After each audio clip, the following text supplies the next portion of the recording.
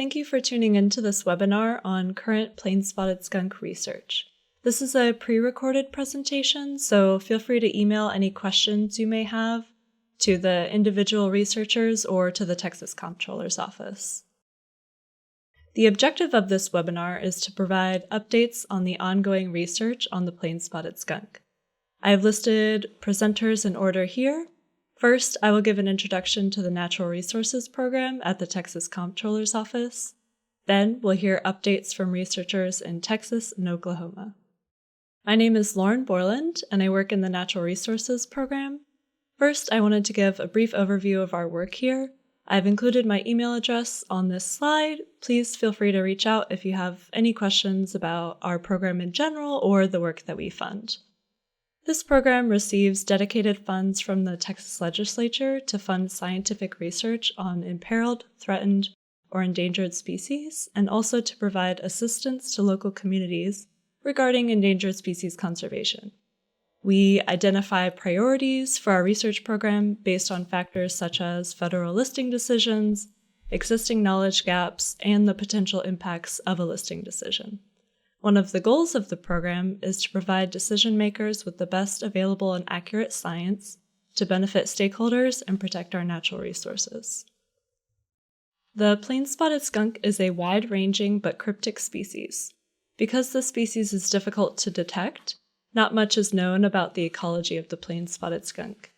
Gaps in the knowledge for species can influence any potential decisions that the Fish and Wildlife Service makes, which can have economic impacts on Texans. Our office funds research in order to close these data gaps and ensure any decisions are made with the most up-to-date information. This is the timeline from the U.S. Fish and Wildlife Service on the species status assessment for the Plains Spotted Skunk.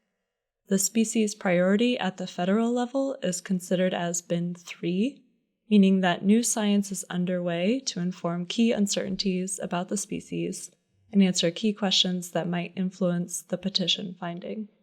The lead region at the Fish and Wildlife Service for looking at the status of the species is Region 3, and the upcoming document we are expecting next is the 12-month finding, which will summarize the currently known status of the species. This is the estimated timeline for the SSA, which informs the 12-month finding. Work is expected to commence on the document in December of 2020, with a 12-month finding published in the Federal Register around April 2023. Any questions about the services listing process for the Plains Spotted Skunk may be directed to the Region 3 office. So we'll now transition to hearing updates from researchers studying the Plains Spotted Skunk. If you have any questions for the researchers about their work, feel free to contact them directly or email me and I can relay any questions. Hello, this is Robert Dowler. I'm at Angelo State University, and I want to try and give you an update on our research on Plains Spotted Skunks here in Texas. To begin with, this is a collaborative project between Texas Tech University and Angelo State University. At Texas Tech University, Richard Stevens is the co-lead with myself here at Angelo State. But the people who actually should be presenting this presentation are these people. On the right is Clint Perkins. He's a PhD student working at Texas Tech. In the middle is Cameron Jefferson. She's my master's student here at Angelo State. And on the left is Matt Hamilton, also working on a master's here at Angelo State University. So a little about our project history. We began a 3-year survey of spotted skunks in Texas, and the outcome, at least in part for that study, was locating a population in the Katy Prairie region of southeastern Texas, which is very near Houston, as I'll show you in a moment. Our project objectives are to conduct spatial ecology analysis, and we're going to be doing this by site as well as between sexes and seasonally. We're also going to look at distribution and niche modeling, especially for the Katy Prairie region itself. We will have rest site and den site ecology, again, both males and females, and hopefully seasonally. We're going to look for causes of mortality if that occurs, and look at population demographics again for that Katy Prairie population. We're also trying to look at competition, at least for denning and spatial ecology, between spotted skunks and striped skunks.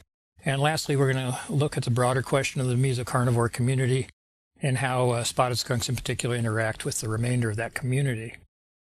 So the Katy Prairie, as I mentioned, is outside of Houston, and here in green is the Katy Prairie area that we will be working. Houston is over here, and you're less than 20 miles outside of Houston proper.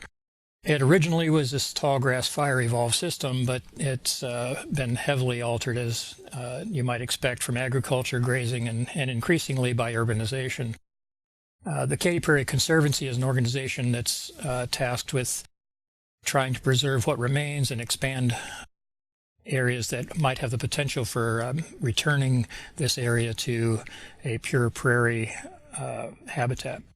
And our sites are essentially all prairie pasture and agriculture, 63 and 31% respectively, very little forest or scrub habitat. Our methods include live trapping. We're using grids of traps 100 meters apart. When we capture a skunk, we anesthetize it, take morphometric data as well as biological samples, and we fit the animals with GPS collars. And we're using Low-Tech's Microlight 20s, and we have programmed these with fixes to be taken every 24-hour period, eight of those. And recently we've dropped that to 4 to see if we can improve our battery life on these collars. So we track the skunks on a weekly basis, and there's a VHF signal that we are able to pick up on the ground. And if we can get close enough to the animal, we can then download all of those accumulated points during the previous time from the collar itself. We also record the resting sites and then do a vegetation analysis at those sites within 2 weeks. Our live trapping efforts began in February and are continuing today. We've accumulated about 6,500 trap nights, and throughout the entire period, our capture rate is 0.5 captures per 100 trap nights. And we peaked in the summer. For the summer season, we had right at 1% trap success for spotted skunks. That came out to 33 captures of 14 individual skunks. Sex ratio was 8 males and 6 females. And the ratio of adults to juveniles, for the vast majority were adults. We only had 2 juveniles this past summer. So as far as our skunk collars, they're collecting usable data on about 45% of our fixes. And so 25% of the fixes, there's insufficient number of satellites to get good fixes, and about 30% are not accurate enough. And we set this accuracy at about 10 meters. We may expand that to increase the number of fixes, but right now that's what we're looking at. And for those collars that are programmed for 8 fixes, that gives us about 24 usable fixes a week. At 4 here at the bottom, that will reduce it to about 12 usable fixes per week. But at the 8 fix per day, our collar life was about 105 days, and Low-Tech software estimated for our programming that it should be about 116, so we're a little off from that. 9 out of our 14 skunks, we have sufficient data to analyze, and we're defining that by greater than 30 locations per season. And that gave us 2 in a partial winter season last year when we began, 3 in the spring, 6 in the summer, and 4 this fall. And we haven't started doing the spatial data analysis as of yet. But here's what the data look like. If this is for a male taken in first collared in June, and remained collared from June through September. And the white points are all of the points. The red stars are actually diurnal points. And then the black diamonds are places that we walked in and got fixes on the animal in the field. And it's not too surprising, but if you look at the distribution of these, if you were trying to determine home range size, for example, on the basis of just the diurnal resting sites or the daytime fixes, you'd severely underestimate the home range for this individual. So we're going to be working on the analysis of this in the coming weeks. Our habitat survey, we did a standard vegetation analysis at each resting site, and then had a paired site that we also did a vegetation analysis at 100 meters away. I won't go through all the parameters, but it's the standard vegetation and some soil features that we're measuring. So we've done 69 of these resting sites so far, 16 in the spring, 47 in the summer, and 6 this fall. We have yet to do any maternal den sites, and this is because we did not start getting females until the summer, and we're hoping this spring to rectify that situation and be able to address maternal resting sites. The big take-home was that McCartney rose bushes are certainly one of the major features of our habitat. There, more than 75% of our resting sites were in these dense McCartney rose habitats. We used, for the camera trap survey, a stratified random sampling based on the percentages of habitat. We're doing 3 different camera types, Bushnell trophy cams, and 2 types of Reconyx Hyperfire 1s, which are a little older, and Reconyx Hyperfire 2s, which are the more recent model. Checked and rebaited these things on a 7-day period over a 3-week survey sampling effort. The analysis that we've been able to do so far is looking at what types of cameras, how well they did operationally, and then secondly, the ability of the cameras to detect spotted skunks. So between January and November, we've had 25 total detections, only 1 in the winter, 7 in summer, 7 in spring and fall, at least to date, and then 10 during the summer. That was over for the 2 complete seasons, spring and summer. That was over 3,500 survey nights. And detections per 100 survey nights for the different types of cameras. The Hyperfire 2, the modern, the more recent, I should say, model of Reconyx was at 0.89, and the older Reconyx were at 0.2. Bushnell was at 0.62. And if you look at the remaining operational, both the Reconyx remained operational almost exclusively throughout the time period, but Bushnells were low, and the reason for that is that blowing grass and other movement tended to fill up our SD cards by the 4th night, and if we didn't get back out there, we were losing some obvious data that potentially was taken when the cards were full. As I said before, McCartney Rose are by far the most important resource that we've found to date. They provide both cover from the weather and also likely protection from predators. And in our site, there's essentially no overstory canopy compared to those studies that have been done in Missouri and Arkansas and South Carolina, etc. Lastly, on we're looking at the management of this area, and it's an active cattle ranch with oil exploration as well. And that range management includes clearing and bush hogging of habitat. And as a result, we've watched several of our skunks having to move out from favored areas to less disturbed habitats. So there's no doubt that there's implications for the management on these skunks, at least at our site.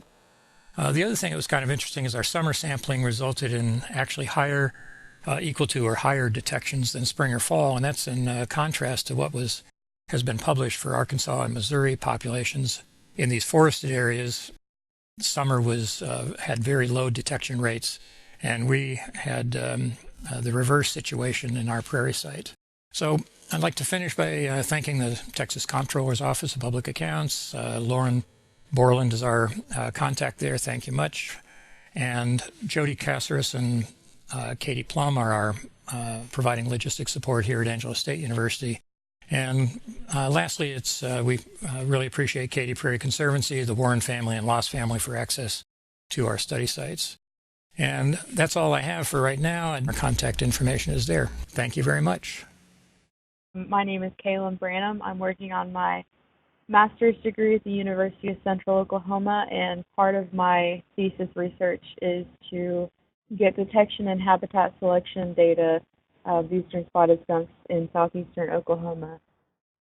So the purpose of this research is to determine the distribution trends of eastern spotted skunks in southeast Oklahoma, and to also explore potential differences in the detectability in relation to variables in their habitat, such as the habitat characteristics and the presence of other species in the area. On the historical distribution slide, without any animation, so as is mentioned often when discussing eastern spotted skunks, there seemed to have been a decline across their range. And to reiterate that, before the 1940s and 50s, eastern spotted skunks were a very common fur-bearing species throughout their range. During the 1940s, there seemed to be a decrease in harvest that was shown to be about 1% of previous seasons. And then after the 1950s, conservationists determined that the species had undergone a decline in its population of greater than about 90%. So this map shows Oklahoma trapper data from around 1977 to 1984. It showed that the highest trapping rate was between 1 and 6.4 individuals per 100 square miles. So the light white colored counties were 0, and then the darker only showed, like I said before, between 1 and 6.4 on average eastern spotted skunks harvested per 100 kilometers. So if you go to you click an animation, there shows a picture. This picture shows that eastern spotted skunk pelts were in western Oklahoma. This picture was most likely taken near Sharon, Oklahoma, which is over here on the map. If you click through, and the star will pop up and show where that picture was probably taken.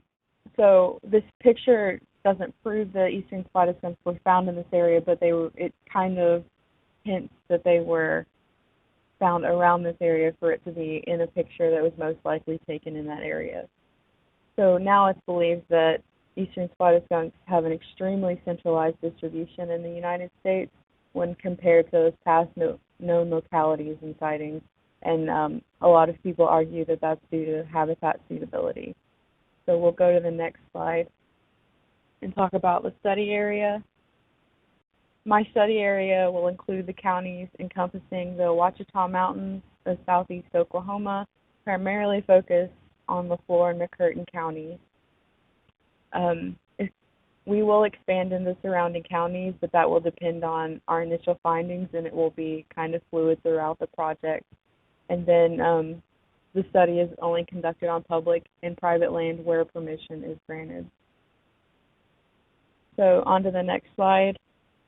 The study area, or the land use of the study area, shows to be mostly comprised of deciduous forest and evergreen forest, and then the hay pasture for agricultural use, which is pretty widespread across Oklahoma.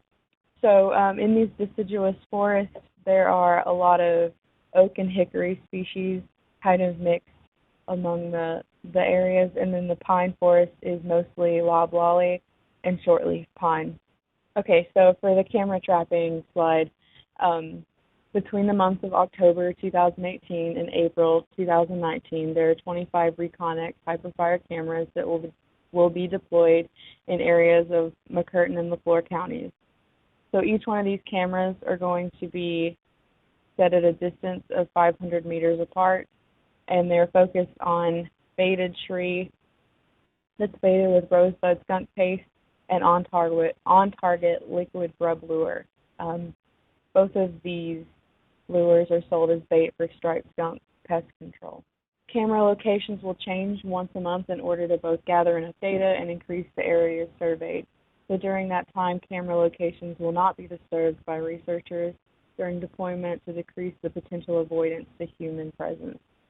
Locations with confirmed eastern spotted skunk sightings will have those cameras deployed for the duration of the season, and this should aid in understanding detectability.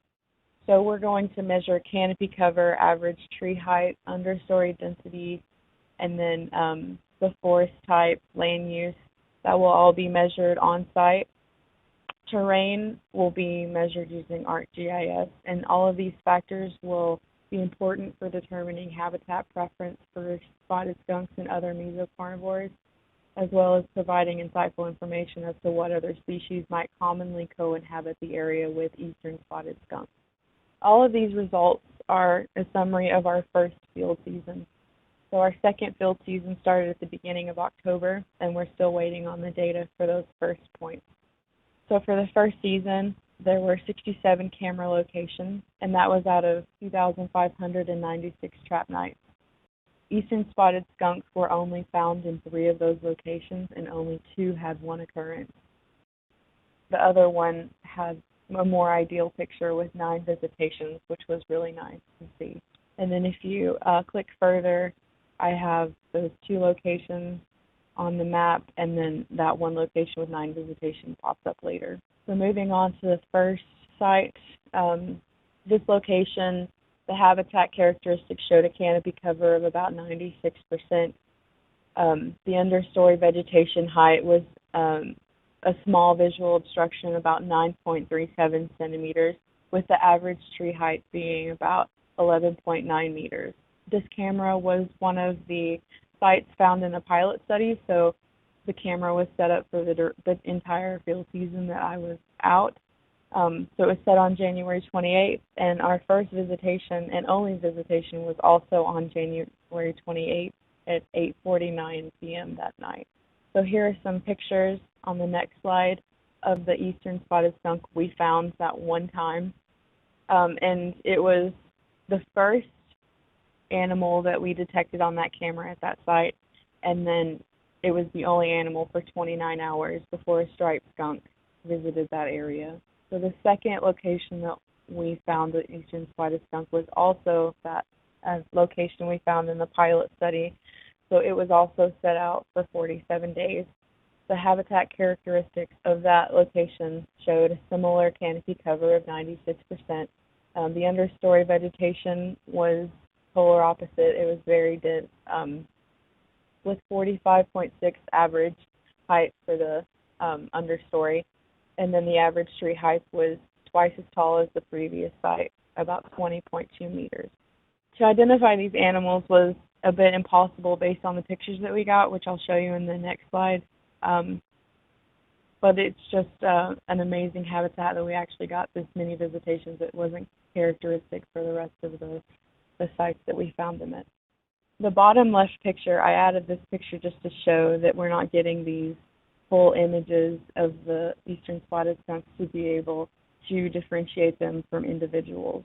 So the middle picture is actually the best picture we had at this location, and the top right picture was the one we got most often. So even though we got visitations pretty often, it would be nice to be able to tell if they were the same individual or not, but that's just not possible. This location was a new location that we found during that field season. The canopy cover was more open than the previous 2. The understory vegetation height was not as, there wasn't as much visual obstruction as there were in the past. There was 6.33 centimeters was average, and then the average tree height was about 20 meters, which is about the same as the one I just talked about. This camera was deployed for 57 days. It was set on March 16th. The first and only visitation was on March 20th at almost 2:30 in the morning. So this camera wasn't meant to be deployed for 57 days, but it was due to the flooding in the area. We couldn't pick up the camera, but it didn't seem to have an effect because the only visitation that we had was 4 days after we set the camera. These are the pictures that we got from that one visitation. So it kind of looks like the partial picture that we got in the last location. We found this skunk 24 hours after a raccoon visited, and then there was no activity until 2 weeks later when a gray fox visited this area. So the summary of the first field season showed that there was a 0.045% location success, which was 3 out of 67 cameras. The trap nights resulted in 0.004% success, and that was only 10 nights out of almost 2,600. We found that they are found in areas with varying habitats, and then when we looked at habitats that were almost identical, the habitats that share those same characteristics we didn't find in the eastern spotted skunks. So a large takeaway with this is that we've had extensive effort in looking for eastern spotted skunks. We've targeted these animals, but we have little results in actually finding them. And so at the next slide, expected results. At the completion of our second and final field season, we hope to have additional eastern spotted skunk locations, be able to identify variables that are driving that distribution, and then we hope to understand the average detectability in order to benefit methods of future research. This will conclude our webinar on the Plains Spotted Skunk research updates. If you have any questions, please feel free to reach out to me. For further updates and reports from the Comptroller's program, make sure to visit our webpage for this project as well. Thank you.